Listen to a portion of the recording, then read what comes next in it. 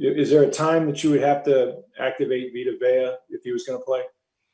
Yeah, Antonio will be out for this week. Vita, we have to do it sometime between today and tomorrow if we do it. All right, we'll go to Greg Allman.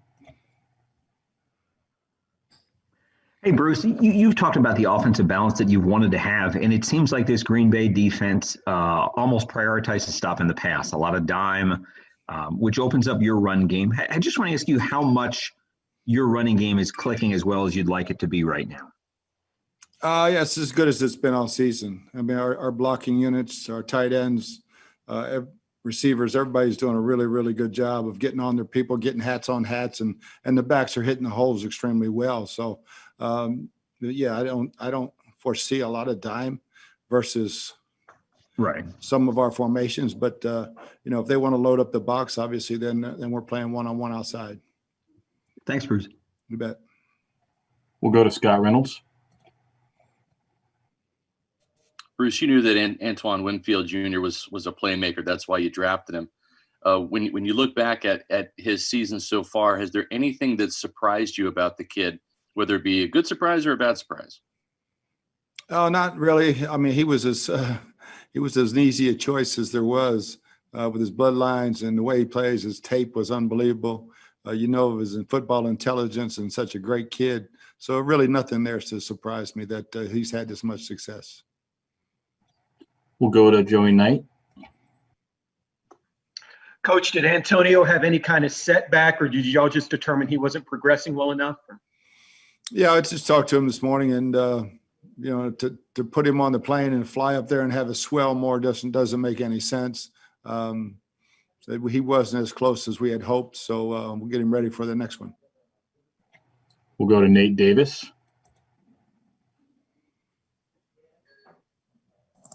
Coach, I just wanted to ask, it seems like you guys have navigated the pandemic about as well as anyone this year. Just have there been any protocols or any mechanisms put in place this season that you would like to see carried over kind of once we hopefully have the virus under control?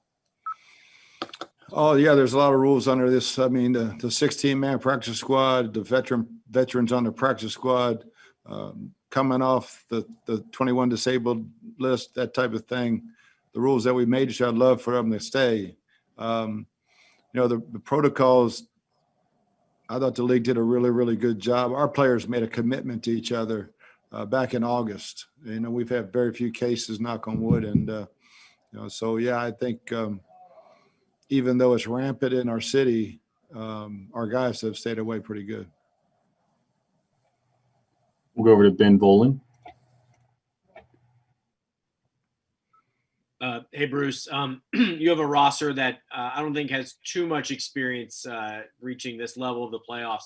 Obviously, you and the coaching staff do, but how important is it for your team to have a guy like Tom Brady, who's had so much playoff experience and championship game experience? Yeah, I mean, having Tom and Gronk and Shady and Leonard, other guys on offense, but then JPP defensively.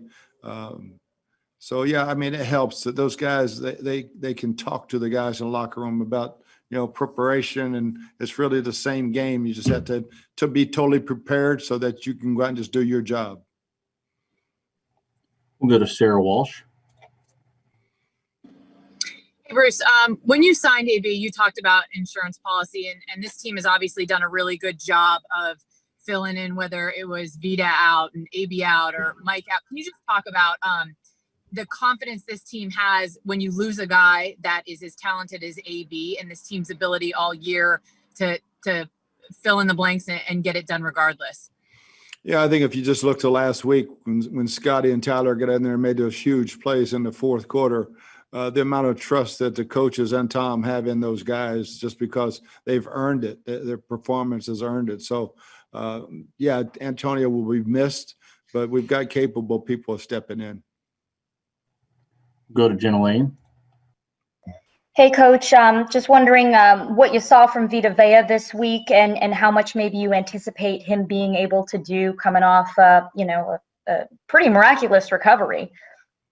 Yeah, I mean, he's looked real good. I mean, he's been running around for almost 3 weeks and, had had a real good practice yesterday and a good one today. So we haven't made that determination yet, but we'll see if we want to activate him or not, but there is a chance.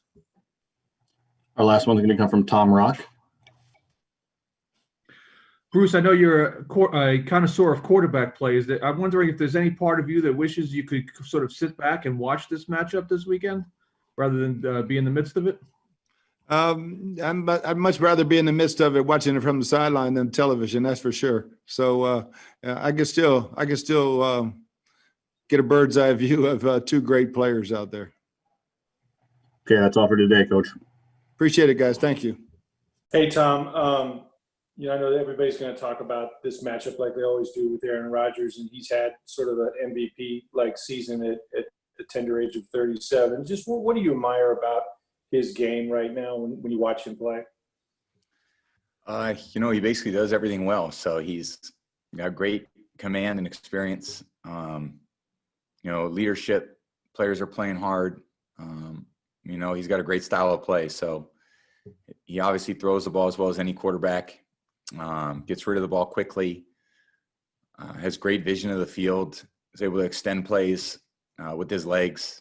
And, it's a lot of explosive players he's got. So they got a great football team.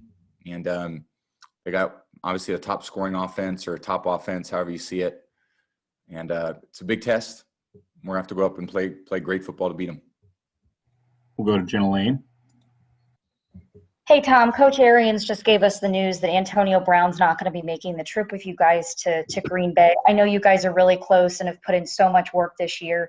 What does it mean for you guys to go up there, not to have him, and how can you guys overcome that loss? Yeah, I think we're going to have to find a way to win, and it obviously sucks for Antonio. We all wish he could be out there with us. And other guys are going to have to step up and do a job. So got a lot of confidence in the guys that haven't been out there as much when AB's been in there. And, we wish everybody could play. We're, lost a few guys, over the course of, the season. So it's a great game to play in. You want everyone to play in this game. We're going to have to figure out a way to win regardless. We'll go to Greg Allman. Hey, Tom, going back to March, when Jason reached out to you about coming to join this team, I know this was very much part of the plan, part of the hope for what this team could do. Well, what are the things you think about that gave you the most confidence in the team you were joining? Well, I think I looked at just the whole situation. There was a lot of reasons to come here, and obviously, great coaching staff, a lot of really great players, and just wanting to come and compete. And, loved working with my teammates. We've all worked really hard to get to this point. To play in a championship game is a great experience. And, I love being able to do that with, this group of guys who's worked really hard to get to this point. And, that we competed hard. We had a few rough moments in there, but we won 2 playoff road games, and we're gonna have to win a third if we want to get to continue playing. So it's a tough test. It's a great football team we're playing. Certainly not an easy task, but we got to figure out a way. We'll go over to Ben Bolin. Hey, Tom, congrats on making another conference championship game. We saw your leadership right from the get-go when you were organizing those off-season throwing workouts with your new teammates. Bruce Arians the other day even said you're kind of like a coach this year. How different is this leadership role for you coming to a new team with all these new players, and how much have you enjoyed that this year? Yeah, I feel like it's very much, I've tried to be very consistent over a period of time, and just show up every day with an attitude to get the work done. And I've got a lot of people that, I really rely on. The other quarterbacks, our quarterback coach, Byron, our coordinator, we're all working hard to try to put the team in a position to win. So I have a lot of experience playing, and, I like to try to convey a lot of different things that I think could be successful. And, whether it be a physical thing to a player, could be a certain way that I see something happening.